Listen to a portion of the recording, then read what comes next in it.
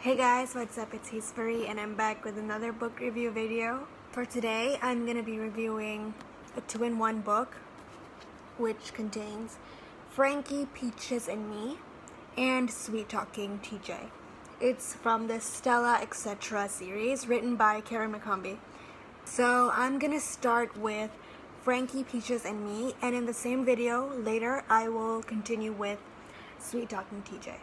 So let's get right into the video. Okay, for Frankie Peaches and Me. So the story is that Stella Stansfield has moved from London to Port Bay with her family, and she has to leave her best friend Frankie and her crush Seb, who she did kiss goodbye. She then finds out that her best friend Frankie has been going out with Seb behind her back. However, the two reconcile and Stella realizes that Port Bay isn't as bad as she thought it would be. The character that I like the most in Frankie, Peaches and Me is Stella, because even though Frankie did break the girl code by going on with Seb, when she knew that Seb was Stella's crush, she still forgave her and reconciled her friendship with her, which is personally something that I would never do. I don't even know how Stella could forgive Frankie and just move on with life. So what I learned from this book is that you should not break girl code. You should not break girl code.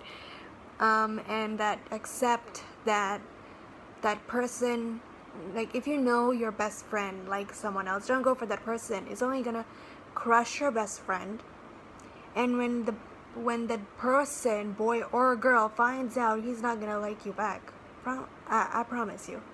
He or she, if in the right mind, knew that you did that, he or she is gonna not like you. Even though he or she did at the first, he's not gonna like you anymore for what you did. So I suggest that this story, Frankie, Peaches and Me, should be read by children ages 10 and above.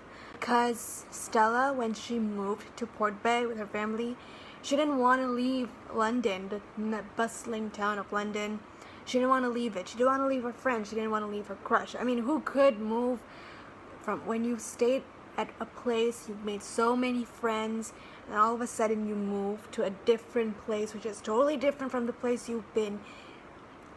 Even though it's the same country, like moving from the north to the south is going to be a whole different situation. So I think what children 10 years old should know when they read this book is that you need to accept that you're going to move, accept that you're going to make new friends, and accept that the life that you had before, you might not get that life. You might get a better life when you move to a place. Like if you move from a different school, you're going to have new friends. If you move from an all-girls school to a mix, you're going to learn how to treat boys.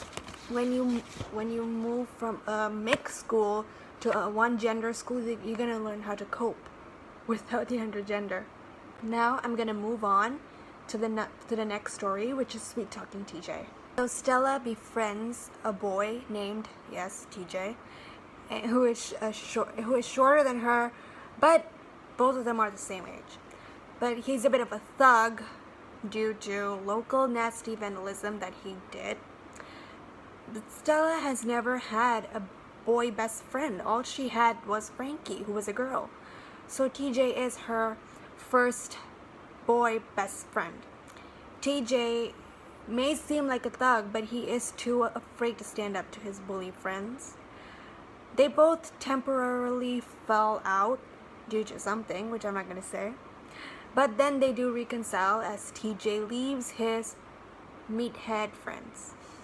So my favorite character is Stella, because even though TJ did blank her at a few times, she did forgive and reconcile with her. And even though he was kind of a thug, she befriended him, which I feel is a brave act from her, because when you're friends with these bad influences, you tend to go into their influences and start acting like them.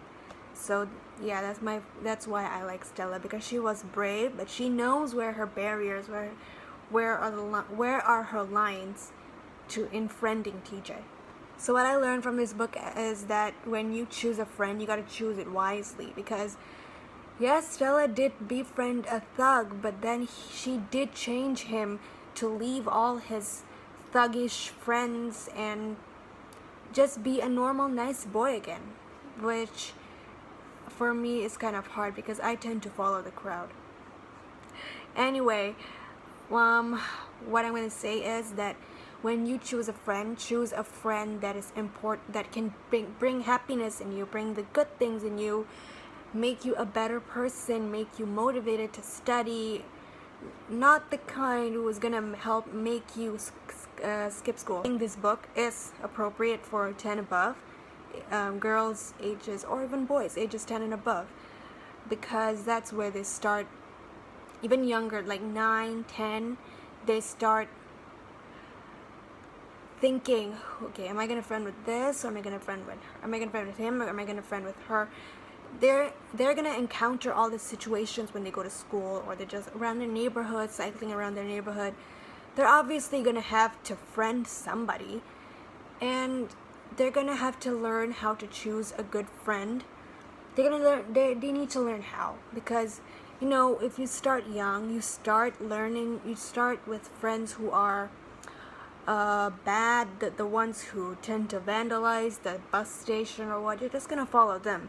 But if you're like friends with people who are hardworking, who are good, who are motivated in their life, you're gonna be as motivated as them too. So yeah, this book is suitable for ages 10 and above. So that's it from me.